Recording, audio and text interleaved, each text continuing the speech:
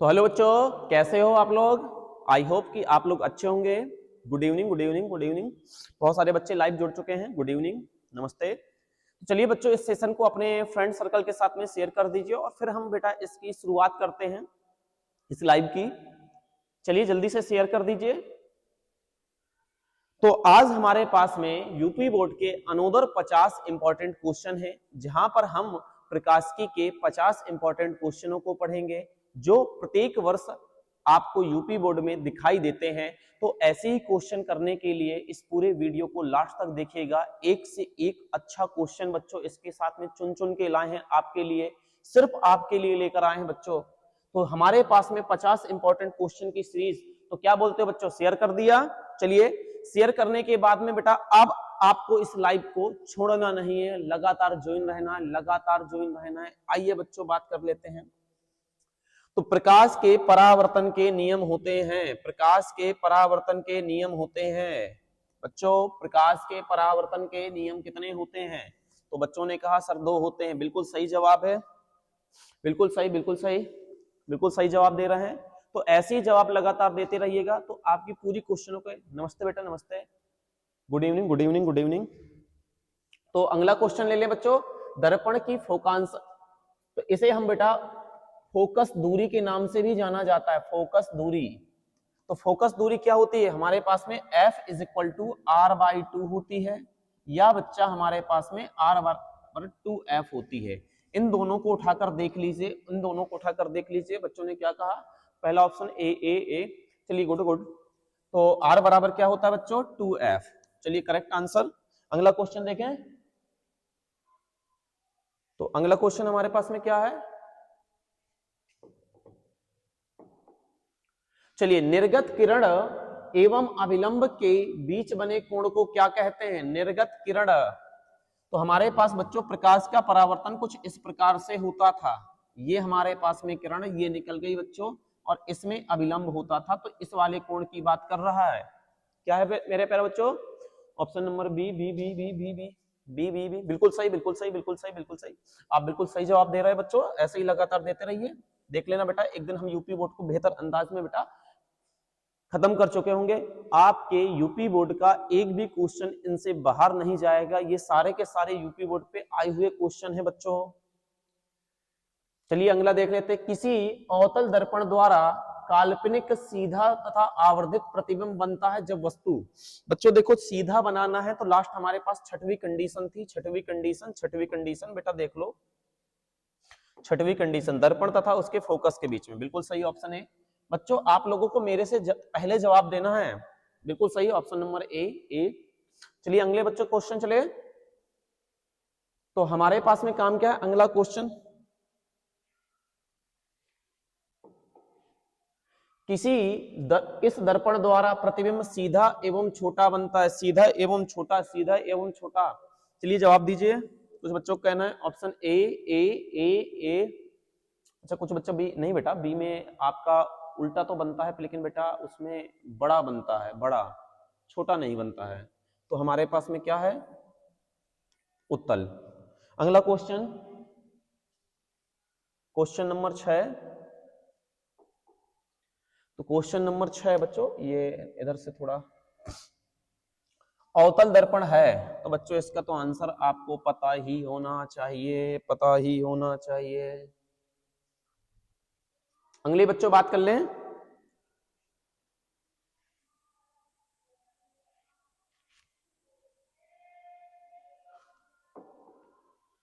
उत्तल दर्पण से बना प्रतिबिंब होता है। अभी बच्चों आपको पता था उत्तल दर्पण से बना प्रतिबिंब आभासी छोटा, यानी आभासी को हम क्या कह सकते हैं? काल्पनिक, काल्पनिक।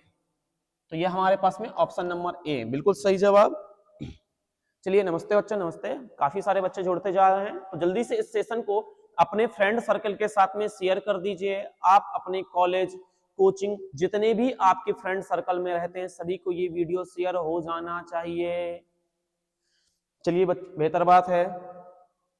अगला हमारे पास में निम्नलिखित में से किस दर्पण द्वारा किसी वस्तु का वास्तविक प्रतिबिंब प्राप्त किया जा सकता है? वस्तु का वास्तविक प्रतिबिंब, वास्तविक प्रतिबिंब, वास्तविक प्रतिबिंब।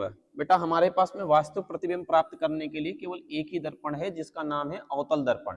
इसमें कंडीशन 1 से लगा के 5 यानी अनंत से लगा के जब वस्तु फोकस तक रखी होती है तो उसका प्रतिबिंब वास्तविक और उल्टा बनता है। चलिए अगली बात कर लें। तो किसी निम्नलिखित में से किसमें बड़ा और वास्तविक प्रतिबिंब प्राप्त होता है? वास्तविक बड़ा, वास्तविक बड़ा, वास्तविक बड़ा, वास्तविक बड़ा। मैंने बताया बेटा वास्तविक ही एक में बनता है, उसके अलावा कोई है ही नहीं है। अच्छा इसने लेंस भी दे रखा था बच्चों, एक मिनट देख लीजिए मैं किसका बड़ा और वास्तविक प्रतिबिंब बनाता है। अवतल लेंस नहीं है, ठीक है, ओके गुड है। तो प्यारे बच्चों, तो इस सेशन को शेयर करने, लाइक करने या जो भी करने की जिम्मेदारी बच्चों आपकी होगी। मैं सिर्फ पढ़ाने और आया हूं, आप लोगों को बेहतर पढ़ा कर जाएंगे। चलिए बच्चों अगला क्वेश्चन देख लेते हैं। तो अगला है समतल दर्पण द्वारा बना प्रतिबिंब होता है। हमेशा बना प्रतिबिंब कैसा होता है बच्चों? काल्पनिक। कैसा होता है? काल्पनिक होता है। चलिए अगला क्वेश्चन की बात कर ले रहे। किसी वस्तु का आवर्धित प्रतिबिंब बनता है। आवर्धित का मतलब होता है बड़ा।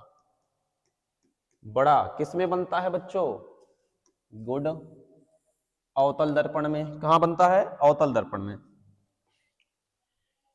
काल्पनिक प्रतिबिंब हमेशा होता है। काल्पनिक आभासी प्रतिबिंब बच्चों कैसा होता था? बिल्कुल सही जवाब, बिल्कुल सही जवाब, ए सीधा होता है। गुड। अगला देखें।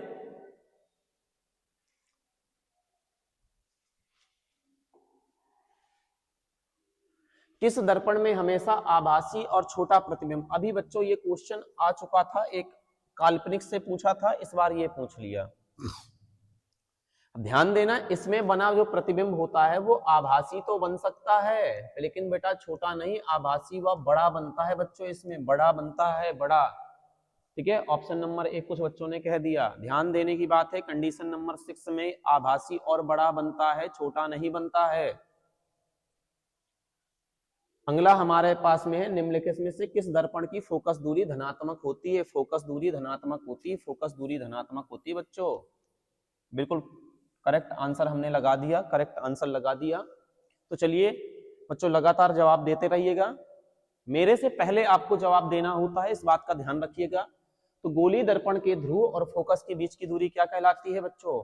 अब इससे आसान क्वेश्चन नहीं हो सकता बच्चों। अगला चलें। तो हजामत बनाने के लिए किस दर्पण, हजामत बेटा दाढ़ी बनाने को कहते हैं, तो हजामत बनाने के लिए किस दर्पण का प्रयोग करा?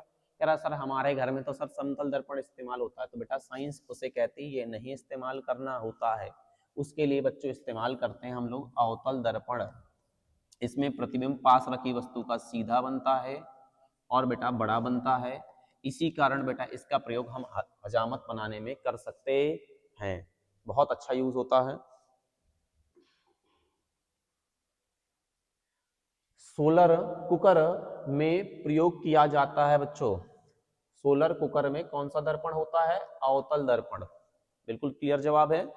चलिए, तो सर्च लाइट के परावर्तक की सतह होती है, इसका जवाब दीजिए बच्चों, जल्दी दीजिए।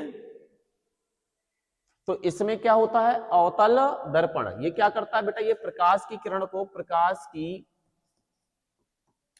किरण को एक स्थान पर एकत्रित कर देता है, एकत्रित कर देता है।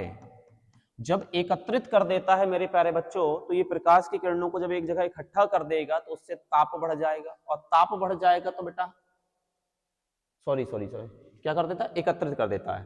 तो सर्च लाइट में क्या होगा बेटा? प्रकाश एक जगह कंसंट्रेट हो जाएगा, एक जगह इकट्ठा हो जाएगा, तो वो चीज दिखाई देने लग जाएगी बेटा, इसीलिए हम क्या करते हैं? इसका प्रयोग करते हैं। चलिए अगला क्वेश्चन देख लें।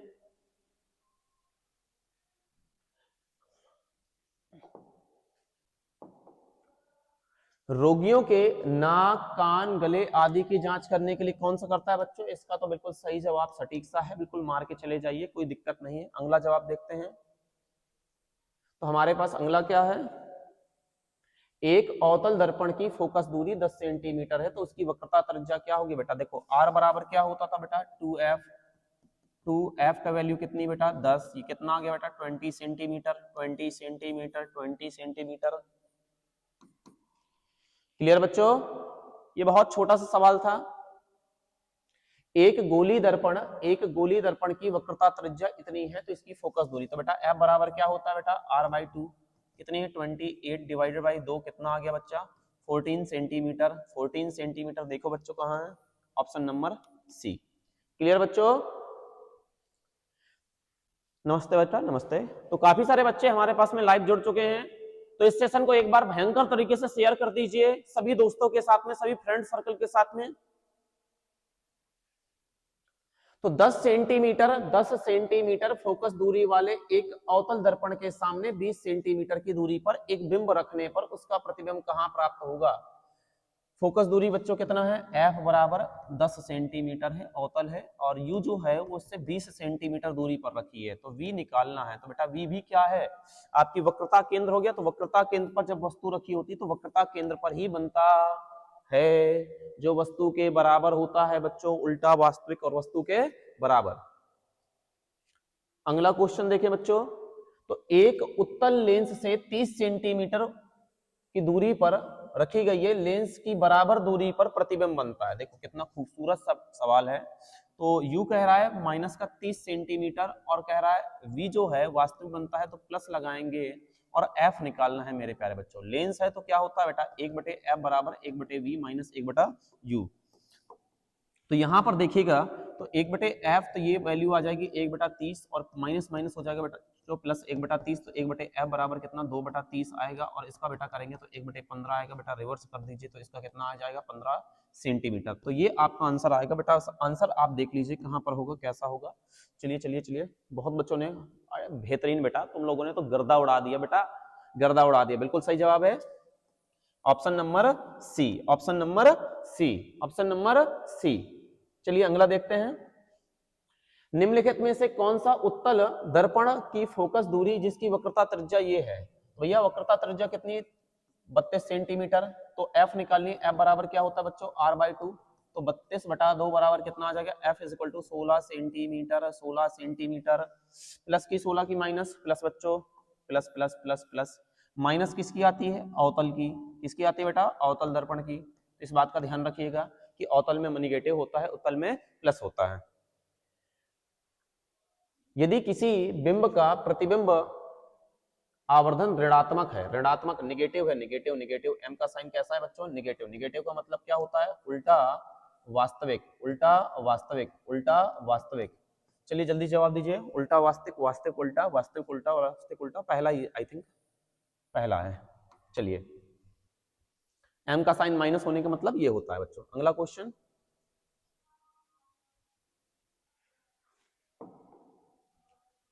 तो गोली दर्पण का परावर्तक पृष्ठ वक्रित होता है। गोली दर्पण का अंदर की ओर या बाहर की ओर दोनों हो सकता है बच्चों, दोनों की ओर हो सकता है, दोनों की ओर हो सकता है। चलिए अगला क्वेश्चन देखें, वह गोली दर्पण जो अंदर की तरफ वक्रित होता है, अंदर की तरफ वक्रित होता है, अंदर की तरफ वक्रित होता है, अवतल दर्पण होगा। अंदर की तरफ ऐसे, ये वाला बच्चों, इसका परावर्तक तल कैसा है, दबा हुआ है। वह दर्पण जो बाहर की ओर होता है, तो बेटा जब एक अंदर की ओर हो गया तो दूसरा बाहर वाला, तो बेटा ये होगा। क्लियर जवाब चल रहा है, हाँ बिल्कुल बात सही बेटा, बिल्कुल करेक्ट जवाब दे रहे हो। अगला क्वेश्चन हमारे पास में, गोली दर्पण के परावर्तक पृष्ठ के केंद्र दर्पण का वक्रता केंद्र क्या कहलाता है बेटा, केंद्र केंद्र केंद्र। तो ऐसा हमारे पास में दर्पण होगा, इस दर्पण का जो हमारे पास में मिडिल पॉइंट होगा, मध्य बिंदु, उसे क्या कहेंगे बेटा, ध्रुव कहते हैं। क्या कहते हैं, ध्रुव कहते हैं। क्लियर बच्चों, देखिए लगातार आपको इंपॉर्टेंट क्वेश्चनों की सीरीज लाई जा रही है और हम काम क्या है इसी तरीके से देखते रहेंगे। गोली दर्पण का वक्रता केंद्र किस अक्षर से निरूपित होता है बच्चों, ये तो बेटा बहुत इजी सवाल है, आ गया है। तो अगला क्वेश्चन देखिए बच्चों, 31, गोली दर्पण के ध्रुव तथा वक्रता त्रिज्या को मिलाने वाली रेखा को क्या कहते हैं बेटा, मिलाने वाली रेखा को, दूरी नहीं पूछ रहा है बच्चों, दूरी नहीं पूछ रहा है, रेखा रेखा रेखा रेखा। तो ये हमारे पास में P है और ये क्या है बच्चों, ये C है। इन दोनों को मिलाने वाली रेखा क्या होती है बेटा, मुख्य अक्ष होती है, मुख्य अक्ष होती है, मुख्य अक्ष होती है। ठीक है बच्चों, अगला देखें, टॉर्च एवं वाहन के लाइट में किसका, हेडलाइट में किसका प्रयोग किया जाता है? तो बेटा इसमें भी हम अवतल दर्पण का प्रयोग करते हैं। अगला करें बच्चों। तो बच्चों ये नोट करने की चीजें नहीं होती हैं, यहाँ पर जो आपका ये पूरी पूरी पीडीएफ है आपको हमारे टेलीग्राम के चैनल पर मिल जाएगी, तो आप टेलीग्राम का चैनल ज्वाइन कर सकते हो। जैसे ज्वाइन करोगे तो आपको ये पीडीएफ वहीं पर मिल जाएगी। वाहन के साइड मिरर में बच्चों ये बहुत ही इंपॉर्टेंट क्वेश्चन है। इस वाले क्वेश्चन को तो बेटा यूपी बोर्ड बेहतर तरीके से बेटा पसंद करता है, बहुत बेहतर ढंग से पसंद करता है। तो बच्चों जवाब दीजिए, ठीक है। ऑप्शन नंबर कुछ बच्चे सी, ठीक है सी, ठीक है। आपने हाँ बेटा बिल्कुल सही जवाब दिया, ठीक है ठीक है। तो बच्चा हाँ, हेलो हेलो, तो बच्चा कह रहा है नमस्ते नमस्ते, ठीक है। तो मैं इसलिए ज्यादा नमस्ते वगैरह नहीं करता हूँ बच्चों, क्योंकि देखो अब कई सारे बच्चे होते हैं, कई बार चल रहा होता है, ठीक है। तो आप क्वेश्चन का आंसर देने के लिए काम क्या करिए, ठीक है। गुड इवनिंग, गुड इवनिंग, कोई बात नहीं, चलिए अगला चलते हैं। तो हमारे पास प्रकाश गमन करता है, प्रकाश गमन करता है बेटा। प्रकाश कैसे चलता है बेटा? सीधी रेखा में। कैसे चलता है? सीधी रेखा में। कैसे चलता है? सीधी रेखा में। अगला बात करें बच्चों, तो जिस वस्तु से प्रकाश निकलता है उसे क्या कहते हैं? बच्चों ने सही जवाब दिया, प्रकाश स्रोत। क्या कहते हैं? प्रकाश स्रोत। अगला करें, प्रकाश के किरणों के समूह को क्या कहा जाता है? प्रकाश के समूह को क्या कहा जाता है? प्रकाश की समूह को प्रकाश पुंज कहते हैं। क्या कहते हैं? प्रकाश पुंज बच्चों, पुंज। अगला, प्रकाश की किरणों का पथ दर्शाने वाले चित्र को क्या कहते हैं? तो देखो बच्चों, इसे कहते हैं किरण आरेख। क्या कहते हैं बेटा? रे डायग्राम, किरण आरेख कहते हैं। बच्चा कह रहा सर थोड़ी स्पीड से पढ़ाइए सर। बेटा मैं ऑलरेडी स्पीड से पढ़ा रहा हूँ। बच्चा कह रहा है स्पीड से पढ़ा रहे हो, हमें तो सर कुछ बच्चा तो कहता है सर आप तो सर बहुत तेज पढ़ाते हो। देखो बच्चों, हमने पहले ही बताया है, इस YouTube की जर्नी पे नए हो सकते हैं, लेकिन एक्सपीरियंस बेटा बहुत कुछ होता है, एक्सपीरियंस भरा पड़ा है। कभी आइएगा ऑफलाइन सेंटर में तो आपको मिलाएंगे किस तरीके का एक्सपीरियंस होता है, क्या होता है। आपके सवालों का जवाब केवल सेकेंडों में आना चाहिए, ऐसे ऐसे हम चीजें लाते हैं। निम्नलिखित में से कौन सा पदार्थ लेंस बनाने के लिए प्रयुक्त नहीं किया जा सकता? बेटा देखो, जल से हम लेंस बना सकते हैं, कांच से लेंस बना सकते हैं, प्लास्टिक से लेंस बना सकते हैं, लेकिन क्या बच्चों मिट्टी से लेंस बना सकते हैं? बेटा नहीं, मिट्टी से लेंस नहीं बना सकता। वही पूछ रहा था किससे नहीं बनाया जा सकता है, तो इसका सही जवाब क्या होगा? Option number D. Option number क्या होगा? डी। एक उत्तल लेंस की क्षमता एक डायोप्टर है, डायोप्टर डी लिख लीजिए इसमें। तो कह रहा उस लेंस की फोकस दूरी कितनी होगी? देखो बेटा, P बराबर होता है 100/f सेंटीमीटर में, तो एक इसकी वैल्यू है और ये 100 ये है। अब बच्चों बताइए f की वैल्यू कितनी आ जाएगी? 100 सेंटीमीटर में। इसका जो वैल्यू होता है वो सेंटीमीटर में होता है। तो कितना आया? प्लस का 100 सेंटीमीटर, प्लस का 100 सेंटीमीटर। अगला सवाल देखिए बच्चों,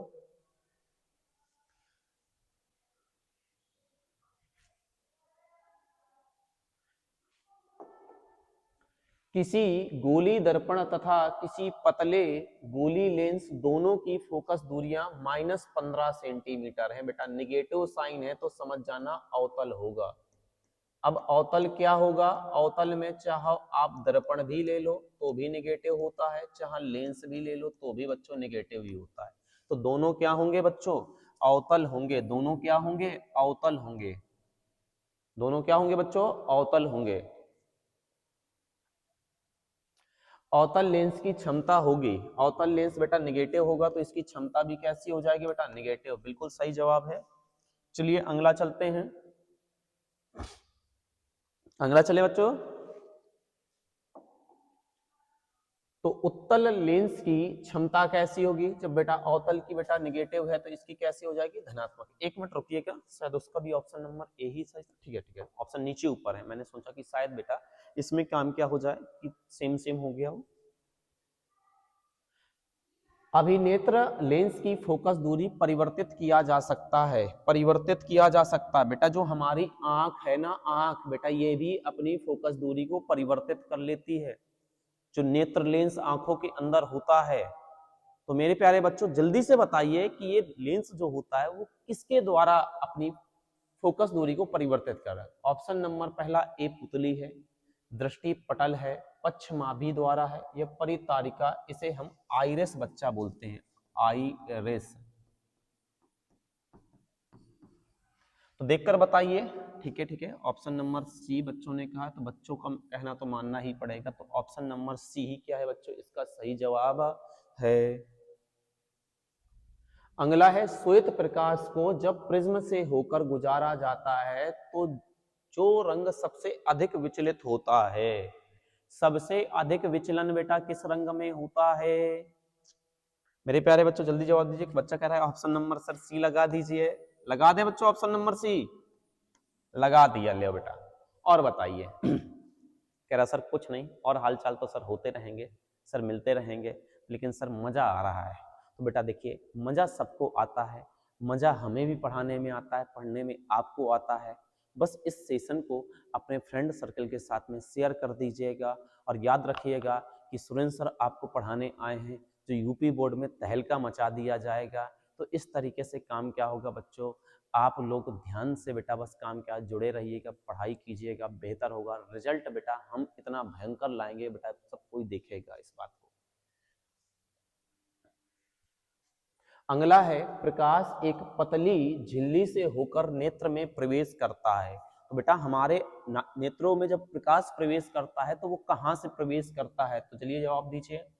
तो option number B, option number B, option number B. ठीक है बच्चों, और अगला क्वेश्चन चलते हैं।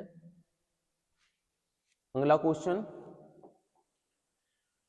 तो प्रिज्म से होकर सूर्य का श्वेत प्रकाश गुजारने पर श्वेत प्रकाश 7 रंगों में विभक्त हो जाता है। इनमें से लाल रंग का प्रकाश का विचलन बैगनी से कम होता है, बिल्कुल सही जवाब है। हरे से कम होता है, बिल्कुल सही जवाब है। आसमानी से कम होता है, बेटा ये सभी रंगों से क्या होता है? कम होता है। इसका सही जवाब क्या हो जाएगा? Option number D. मेरे प्यारे बच्चों, अब आपको समझ में आ रहा होगा कि क्वेश्चन का लेवल कैसा होना चाहिए। चलिए अगला क्वेश्चन देखते हैं। घने जंगलों में से होकर जब प्रकाश पुंज गुजरता है तो वायु प्रकाश पुंज को प्रकीर्णित करता है और प्रकाश पुंज का मार्ग स्पष्ट दिखाई देता है। तो इस प्रभाव को क्या कहते हैं? प्रकाश का विसरण गलत है ये बच्चों। प्रकाश का विक्षेपण ये भी बेटा नहीं है। तो इसका सही जवाब क्या है बच्चों? प्रकाश का विक्षेपण तो 2 ही बार लिख चुका है बेटा, तो ये टिंडल प्रभाव इसका सही जवाब है, टिंडल प्रभाव। चलिए अगला करें। तो प्रिज्म से सूर्य का प्रकाश गुजारने पर पर्दे पर 7 रंग देखे जाते हैं, क्योंकि प्रिज्म 7 रंगों से निर्मित है। तो ये बेटा प्रिज्म थोड़ा बेटा होता है, प्रिज्म तो आप देखते हो कि वो कांच का ही बना होता है। सूर्य के प्रकाश में कोई रंग नहीं है, ये भी बेटा गलत है। सूर्य के श्वेत प्रकाश में 7 रंग मौजूद हैं, 7 रंग मौजूद हैं, 7 रंग मौजूद हैं। इन्हीं के कारण बेटा ये है। अगला देखते हैं हमारे पास में, किसी अंतरिक्ष यात्री को आकाश कैसा प्रतीत होता है? देखो बेटा, जो हमारा जो आकाश है, जब हम पृथ्वी से देखते हैं बच्चों, तो ये हमें आसमानी या नीले रंग का दिखाई देता है। लेकिन जब हम चंद्रमा पर या अंतरिक्ष पर चले जाते हैं तो वहां पर वायुमंडल नहीं होता, और वायुमंडल नहीं होता है तो प्रकाश की प्रकीर्णन की घटना नहीं होती। जब प्रकाश की प्रकीर्णन की घटना नहीं होगी तो वहां से आकाश काला दिखाई देगा। कैसा दिखाई देगा बच्चों? काला दिखाई देगा, काला दिखाई देगा। क्लियर बच्चों? तो अगला हमारे पास में है, कांच का अपवर्तनांक विभिन्न वर्णों, वर्ण का मतलब होता है बेटा रंग। क्या बच्चों पहले तो बताइए, क्या हमारे पास में जो कांच का अपवर्तनांक होता है वो प्रत्येक रंग के लिए अलग अलग होता है या सेम होता है? अलग अलग होता है या सेम होता है? तो बच्चों ने कहा कि सर ये तो सब रंगों के लिए अलग अलग था। ऐसा सर कहाँ पढ़ा था? सर प्रकाश का वर्ण विक्षेपण जब आपने पढ़ाया था सर, तब वहां पर देखा था। क्या था? बैगनी के लिए क्या होता है? बैगनी के लिए, बैगनी के लिए एन की वैल्यू बेटा मैक्स थी, सबसे ज्यादा होती है। और लाल के लिए क्या होती है? लाल के लिए एन की वैल्यू क्या होती है? के लिए एन की वैल्यू सबसे लो होती है, यानी मिनिमम होती है। इसके लिए बेटा मिनिमम होती है और इसके लिए मैक्सिमम होती है। तो बच्चों इस तरीके से ये फिलहाल तौर पर सवाल होते हैं, बेहतर अंदाज के सवाल हैं हमारे पास में। चलिए अगला क्वेश्चन देखते हैं, किस वर्ण यानी रंग का तरंग दैर्ध्य सबसे बड़ा होता है, सबसे ज्यादा किसका होता है बच्चों? तो चलिए इसका जवाब आप लोग कमेंट में बताइए, बताइए बच्चों, बताइए बताइए। चलिए option number D, option number D. तो चलिए बच्चों ऑप्शन नंबर डी हम लगा देते हैं। तो इस तरीके से आज की हमने बच्चों खूबसूरत जर्नी की बेटा शुरुआत की, और हमने लगभग लगभग बेटा 51 क्वेश्चन कंप्लीट कर लिए। हमने आपसे वादा किया था 50 का, लेकिन हमने आपको 51 क्वेश्चन करवा दिए। तो हमारा वादा जितना किया जाता है उससे ज्यादा ही देकर जाते हैं। तो बच्चों इस तरीके से आप हमारे साथ में जुड़े रहिए। आपकी यूपी बोर्ड के सारे सीरीज यहीं से लॉन्च की जाएगी और आप बेहतर अंदाज में पढ़ाई कर सकते हैं। आप बेहतर अंदाज में पढ़ाई कर सकते हैं। तो बेटा यहाँ तक अगर जुड़े हुए हो तो मैं आपके मेहनत को मानते हैं कि आपने मेहनत की हुई है। तो आप लोग जल्दी से इस सेशन को शेयर कर दीजिएगा, अपने फ्रेंड सर्कल के साथ में, अपने फ्रेंड जोन के साथ में इसे शेयर कर दीजिएगा कि आखिर उन्हें भी अपने टीचर से अपने भाषा में समझने का मौका मिल सके। तब तक के लिए बच्चा गुड बाय, मिलते हैं अगली क्लास में।